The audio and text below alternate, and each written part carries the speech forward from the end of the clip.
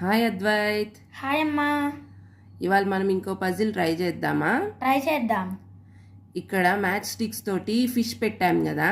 అవును. 3 match sticks change చేసి direction మారేలాగా fish direction మారాలి. ఓకే.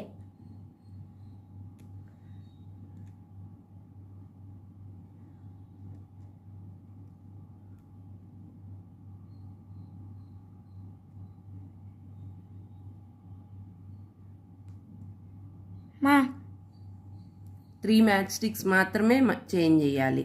ఓహో.